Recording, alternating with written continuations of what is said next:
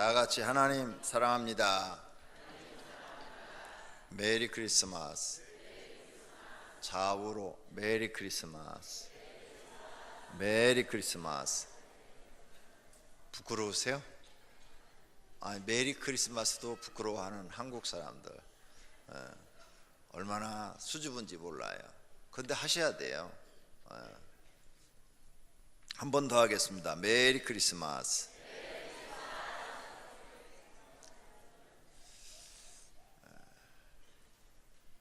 오늘은 예수님의 탄생일을 축하하는 날입니다. 수많은 사람들이 예수님의 탄생을 축하하고 믿지 않는 사람들도 예수님 덕을 봅니다. 오늘 하루 쉬잖아요. 예수님 덕으로 오늘 하루 쉬는 거예요.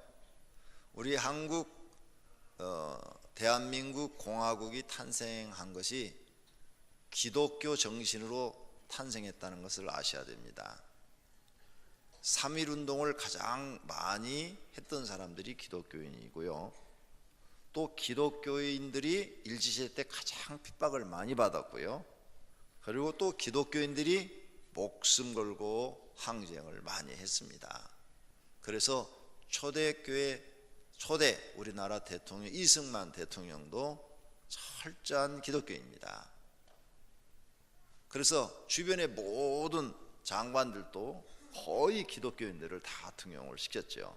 그리고 우리나라의 이 공화국 뼈대를 전부 다 기독교 정신에 의해서 만들어 나가서 성탄절도 휴일로 정한 겁니다. 이렇게 성탄절이 휴일이 되자 불교에서도 우리나라는 대대로 불교 국가인데 석가모니 탄생일도 해줘야 될 거 아니냐. 그래가지고 후에 석가 탄일도 휴일로 정한 겁니다. 이렇게 성탄절이 먼저 됐다는 겁니다. 그래서 성탄절날 우리 기독교인들만 이렇게 모여서 주님을 축하하는 게 아니라 오늘 다 쉬고 있는 비기독교인들도 다 예수님을 축하하는 날입니다. 그런데 요즘은 성탄절날 예수님을 축하하는 사람보다는 루돌프 사슴코를 더 좋아합니다. 루돌프 사슴코. 그 다음에 산타클로스.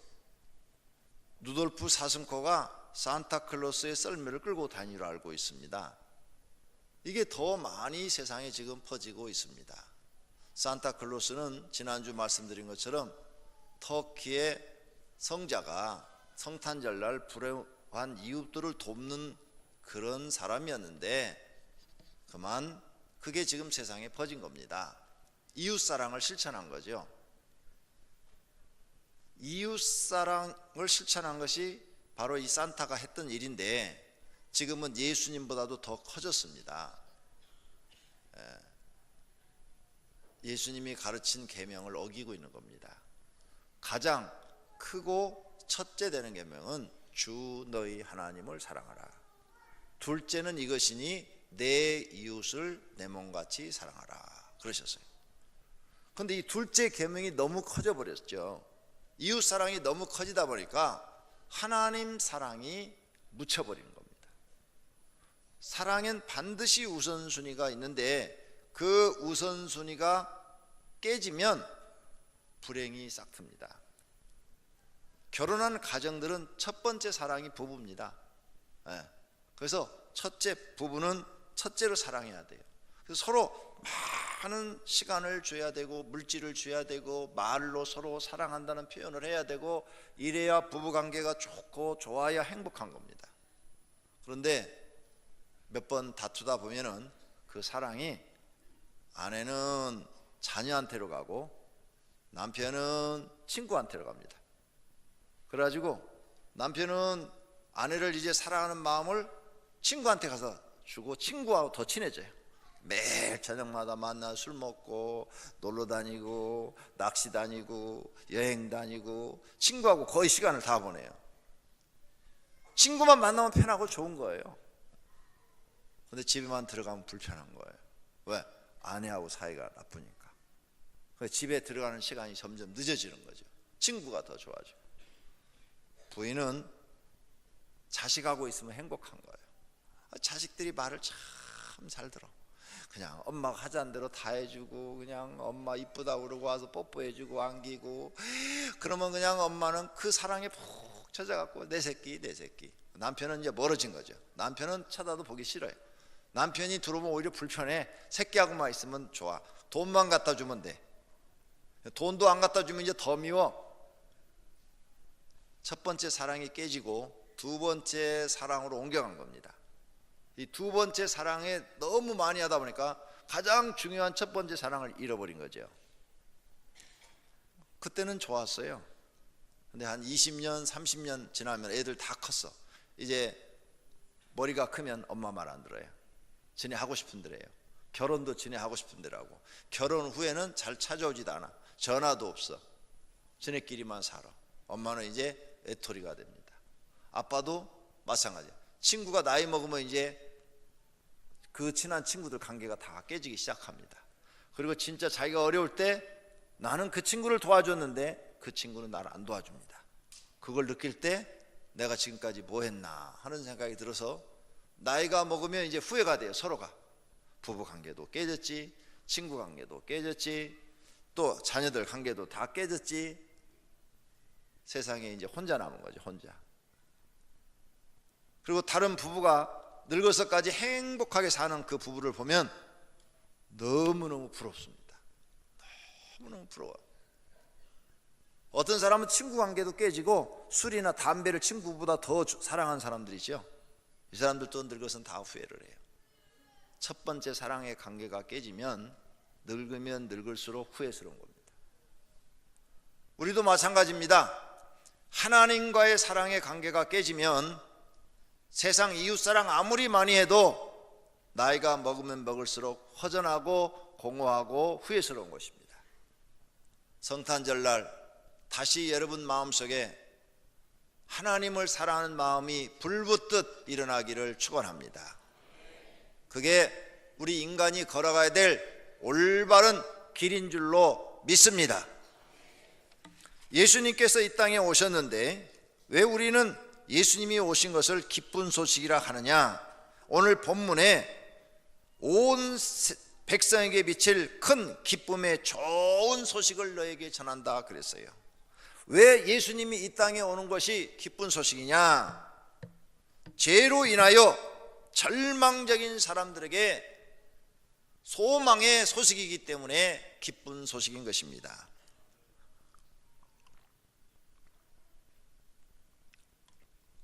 죄의 싹은 사망이다 그랬어요.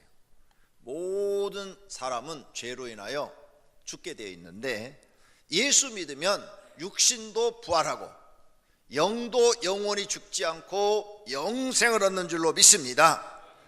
그러므로 가장 기쁜 소식이라는 거예요. 천사가 외칩니다. 천사가 온 백성 세상에게 가장 기쁜 소식이다. 인간의 가장 두려운 것이 뭐냐? 죽음 아니냐? 그 죽음을 이기게 하는 예수님이 너에게 왔다는 것입니다. 그러니 가장 기쁜 소식인 것입니다. 영벌 받는 사람들에게 영생을 얻게 하는 이 기쁜 소식, 이 사실을 믿는 사람은 복 있는 사람인 줄로 믿습니다. 예수님은 이걸 우리에게 주러 오신 것입니다. 또 왜 기쁜 소식이냐? 가난한 자들에겐 아주 희망의 소식입니다. 가난한 사람은 이 세상에서 소망이 없습니다. 어쩌면 대대로 가난을 물려줄 수도 있습니다. 그러나 가난이 죄는 아닙니다. 어쩔 수 없이 환경에 주어진 길입니다. 이 가난한 사람들을 어떻게 할 길이 없어요. 선진국도 그렇게 복지 정책을 펴도 가난한 사람은 지금도 가난합니다. 미국도 가난한 사람이 더 많습니다. 영국도 가난한 사람이 더 많아요. 국가가 복지 정책 펴준다고 가난한 사람이 없어진다고 생각하지 마세요. 우리보다 훨씬 20년, 30년 전에 선진국이 된 나라들도 가난한 사람이 부자보다 훨씬 많습니다. 단지 복지 정책은 굶어 죽지 않도록만 해주겠다는 거예요. 기초연금 20만 원 받아봐야 그것만 갖고 살면 굶어 죽어요. 그러니까 가난한 사람에게 참 소망이 없는데 예수님이 가난한 사람에게 소망을 주러 오신 줄로 믿습니다. 그러므로 죄로 인한 사람, 세상에 고통을 받는 사람, 가난한 사람 모두에게 다 예수님은 소망이 되는 줄로 믿습니다. 그래서 기쁜 소식입니다. 또 이 세상에 의롭게 살면서 고난과 핍박을 받는 사람들이 많습니다. 그런 사람에게도 예수님은 소망이 되는 것입니다. 왜? 하나님은 정의로우셔서 팔을 절대 안으로 굽는 법이 없이 누구에게나 공평하게 정의를 행하시기 때문에 의를 행하고 핍박을 받는 사람들은 자기를 괴롭히는 그 모든 사람 자기가 어떻게 할 수 없지만 하나님의 심판이라는 것이 있기 때문에 그 사람들에게는 기쁜 소식이 되는 것입니다. 또 세상에 소망이 없는 사람들이 많습니다. 수고하고 무거운 짐진 자들아 다 내게로 오라. 내가 너희를 편히 쉬게 하리라. 세상에 무거운 짐을 짊어지고 가는 수많은 여인들 그리고 수많은 남자들이 있습니다. 그 사람들에게도 예수님은 소망이 되는 줄로 믿습니다. 이처럼 기쁨의 소식은 예수님이 바로 우리 인류를 구원하러 오셨기 때문에 모든 문제를 해결할 수 있는 능력을 갖고 계신 분이고 그분을 믿고 따르면 자유를 얻을 수 있기 때문에 기쁨의 좋은 소식이라는 사실을 믿으시기를 바랍니다. 두 번째로는 예수님은 세상에 빛으로 오셨다 그랬습니다. 무슨 뜻이냐? 세상에 빛으로 오셨다. 예수님은 빛이라고 그러셨는데 이 세상은 흑암이라고 말씀합니다. 마태복음 4장 16절에 흑암에 앉은 백성이 큰 빛을 보았고, 이 세상이 흑암이라는 것은 이 세상이 악하단 말입니다. 선한 사람이 살아가기에, 정직하고 성실한 사람이 살아가기에 힘든 세상이에요. 꾀를 부리고 악을 행하고 적당히 못된 짓을 해야 살아가기 쉬운 세상이에요. 이렇게 흑암이 가득한 이곳에 예수님께서 정직하게 살아도 살 수 있는 길이 있다, 바르게 살아도 살 수 있는 길이 있다, 이 빛을 보여준 분이 바로 예수님이십니다. 여러분이 예수 그리스도를 하나님으로 마음에 믿고 말씀에 순종하여 정직하게 의롭게 살아가 보십시오. 그러면 여러분이 바로 세상의 빛이 될 것이고, 사람들이 모두가 여러분을 보고 야, 저 사람은 정직하다, 성실하다, 근면하다, 이러한 소리를 들으면서 여러분은 성공의 길로 가게 될 줄로 믿습니다. 또 예수님이 말씀합니다. 요한복음 8장 12절에 나는 세상의 빛이니 나를 따르는 자는 어둠에 다니지 아니하고 생명의 빛을 얻으리라. 예수님이 빛이래요. 그래서 이 어두운 공간에서 어디로 가야 될지를 우리가 모르는 거죠. 어떻게 살아야 내 인생을 바르게 살 것인가, 후회하지 않고 내 인생을 가치 있게 살 것인가, 이러는 모르는데 캄캄한 곳에 갑자기 빛이 하나 딱 나타나면 우리가 그 빛을 보고 쫓아가듯이 예수님을 쫓아가면 바르게 산다는 겁니다. 올바르게 살고 가치 있게 산다는 겁니다. 예수님의 가르침을 따라가면 어둠 속에 살지 않고 빛의 세상에서 산다는 것입니다. 그래서 예수님이 세상의 빛이라 그러셨어요. 요한복음 12장 46절에도 나는 빛으로 세상에 왔다 그랬어요. 요한복음 9장 5절에도 내가 세상에 있는 동안에는 세상의 빛이로다 그랬어요.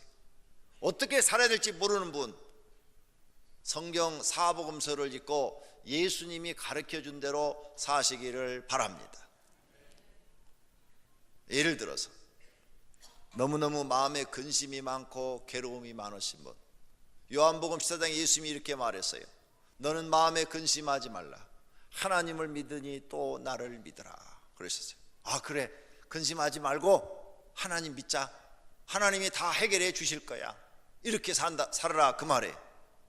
그 다음에 먹을 것 입을 것 매일 걱정하시는 분, 가난해가지고 내일은 못 먹을까, 내일은 어떻게 살까 걱정하시는 분, 예수님이 이런 말씀을 했어요. 내일 일을 염려하지 말라. 한날의 괴로움은 그날의 족하니라. 이 예수님의 가르침이에요. 그래, 내일 염려하지 말자. 오늘 괴로움은 오늘에 족해. 내일 일은 내일 걱정하자. 내일 눈 뜨고 그날 걱정해.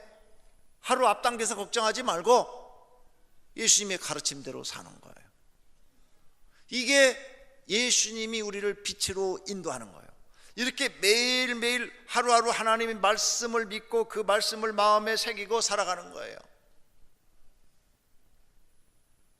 이렇게 살면은 우리 삶이 근심 걱정 많이 생겨도 다 예수님 말씀대로 다 해버리면 다 내려놓게 되고 예수님이 말씀으로 인도하는 대로 우리가 따라가게 돼서 어두운 세상을 살지 않고 빛된 세상을 살 수 있다는 사실을 믿으시기를 바랍니다. 할렐루야. 그래서 예수님이 이런 말씀했어요. 내가 곧 길이요 진리요 생명이니 나로 말미암지 않고는 아버지께로 올 자가 없느니라. 예수님이 길이래요. 인생의 길, 바른 길, 영생을 얻는 길, 축복받는 길. 너희가 내가 하라는 대로만 해봐라. 그러면 너희는 다 잘 살 수 있다. 그래서 예수님이 마태복음 25장에서 달란트 비유를 하죠. 그래서 어떤 사람에게는 1달란트, 어떤 사람한테는 2달란트, 어떤 사람한테는 5달란트를 주었다. 그런데 2달란트 맡은 사람은 열심히 일을 해서 4달란트를 만들고, 5달란트 맡은 사람은 열심히 일해서 5달란트를 더 만들고, 1달란트 맡은 사람은 땅에 그대로 묻어뒀다. 예수님이 우리를 지금 가르치는 거예요. 너희는 앞으로 어떤 사람이 돼야 되냐? 무슨 일이든지 맡겨지면 2달란트 맡았으면 4달란트를 만들려고 노력하는 사람이 되라는 거예요. 그 4달란트를 만들기 위해서는 부지런해야 된다는 거죠. 열심히 일을 해야 된다는 거죠. 주인한테 충성을 다해야 된다는 거죠. 그런 마음으로 일을 하면 반드시 이익을 남길 거라는 거죠. 그런데 네가 게으르고 나태하면 절대 이익을 남길 수가 없다는 거예요. 예수님의 가르침은 이 뭐냐? 너는 부지런한 사람이 되라. 열심히 있는 사람이 되라. 주인에게 충성하는 사람이 되라. 이걸 가르치는 거거든요. 그 달란트에서. 그래서 우리가 교회 나와서 이제 예수님이 인도하는 대로 사는 거예요. 직장에 나가서 무슨 일을 맡겨주든 힘들고 고생스럽고 뭐 아무리 다른 사람이 하지 않으려고 그래도 부지런하게 일하는 거예요. 열심히 일하는 거예요. 회사에 충성을 다하는 거예요. 그러면 사장 눈에 들죠. 그리고 반드시 그런 사람은 이익을 남겨놓죠. 그런 사람은 성공하게 돼 있다. 이게 내 성품을 그렇게 바꿔놨으니까. 근데 무슨 일을 딱 회사에 나갔어요. 딱 맡겨줬어. 아이 과장님, 이거 너무 힘들어. 나 못해요. 딴 사람 시켜요. 과장님, 나는 오늘 저녁 7시 약속 있으니까요 6시에면 그냥 나가야 돼요. 그러니까 다른 사람 시키세요. 계속 핑계대고 변명하고 일 안 하려고 그러고 힘쓰고 힘든 일 손 더럽히고 이런 일이 있으면 빠져나가려고 그러고 이런 요령을 피우면 그 사람은 절대 이익을 남길 수가 없고 이런 성품을 가진 사람은 실패할 수밖에 없다. 결국 주인이 왔을 때 악하고 게으른 종아 슬피 울며 이를 갈미 있으리라 하는 이야기를 들을 수밖에 없다는 거예요. 그게 예수님의 가르침이에요. 너희가 성공하고 싶으냐? 부지런해라. 열심히 있는 사람이 되라. 주인에게 충성하는 사람이 되라. 엉뚱한 데 충성하지 마라. 주인한테 충성해라. 주인한테. 그러면 너는 성공하는 사람이 될 수 있다. 예수님은요 마음의 평안만 주시는 것이 아니라 성공하는 방법도 다 가르쳐놨어요. 성경에. 너 능력이 부족하냐? 지혜가 없냐? 지식이 없냐? 그러면 후히 주고 꾸짖지 아니하시는 하나님 앞에 구하라. 지혜를 구하라. 그러면 지혜를 주실 것이다. 능력이 없냐? 능력을 구하라. 그러면 능력을 주실 것이다. 더 좋은 것으로 주실 것이다. 이렇게 방법을 다 가르쳐 주는 거예요. 우리에게. 이 예수님이 이 땅에 오신 거예요. 우리가 이 교회에 나와서 예수님의 이러한 가르침을 받고 그대로만 살면 내 성품이 변화되고 내 습관이 변화되고 반드시 성공하는 사람으로 바뀌는 줄로 믿습니다. 그래서 예수님 우리 인생의 길이요 진리요 생명이라 이렇게 말씀하신 겁니다. 교회 나와서 이런 예수님의 가르침을 깨달은 사람들은 모두가 다 성공의 길을 가는 줄로 믿습니다. 할렐루야. 그러므로 우리는 이 성탄절날 예수님의 오심을 진정으로 기뻐하며 축하해야 될 줄로 믿습니다. 우리의 영적인 문제, 영벌에서 영생으로만 책임져 주신 것이 아니라 우리의 삶의 현장에서 수많은 일어난 사건들을 다 극복할 수 있는 방법을 성경에 다 말씀하셨다. 이게 예수님의 가르침 속에 다 들어있다는 거죠. 그 가르침을 믿고 그대로만 따르면 수많은 어려움도 다 극복할 수 있고 근심 걱정도 다 이겨낼 수 있고 하나님의 도움을 받아서 반드시 성공할 수 있다는 것입니다. 그래서 사도 바울이 유명한 말을 했죠. 내게 능력 주시는 자 안에서 내가 모든 것을 할 수 있느니라. 하나님이 내게 능력 주시면 모든 걸 할 수 있다는 겁니다. 사랑하시는 성도님들, 그분이 이 땅에 오셨어요. 그걸 주실 수 있는 분이, 바로 성도님에게 주실 수 있는 분이, 여러분이 그 예수 그리스도를 영접하시고 그분의 탄생을 축하하고 그분을 여러분의 구주로 모시고 그분의 말씀대로 살면 그분이 저와 여러분을 도와주실 줄로 믿습니다. 그래서 천사들이 말합니다. 오늘 누가복음 2장 14절 말씀 다 같이 보겠습니다. 지극히 높은 곳에서는 하나님께 영광이요 땅에서는 하나님이 기뻐하신 사람들 중에 평화로다. 아멘. 이와 같은 놀라운 계획을 가지고 하나님께서 인간의 몸으로 오셨기 때문에 하늘에서는 영광이요, 하나님이 영광스러운 계획을 세우신 거죠. 그 다음에 땅에 있는 사람들에서 메시아가 오기를, 이런 인간의 모든 문제를 해결해 줄 구원자가 오기를, 육신의 문제, 질병의 문제, 마음의 문제, 영혼의 문제, 생활의 문제 다 해결해 줄 수 있는 만능, 이것을 성경에서는 전능이라고 그러죠. 전능하신 하나님이 오셨다고 말해요. 이 사실을 믿는 사람들한테는 기쁜 일인 줄로 믿습니다. 여러분이 그 기뻐하는 분들이 되시기를 예수님의 이름으로 축원합니다. 그래서 사랑하시는 성도님들의 가정에 평화가 깃들기를 축원합니다. 우리 가정에 이제 모든 문제를 해결해 준 분이 오셨다. 우리는 예수님의 가르침대로만 살자. 그러면 우리 가정에 평화가 오는 겁니다. 예수님의 가르침대로 살아서 모든 성도님들의 가정에 평화가 깃들기를 축원합니다. 오늘 말씀을 생각하며 통성으로 결단의 기도하시겠습니다.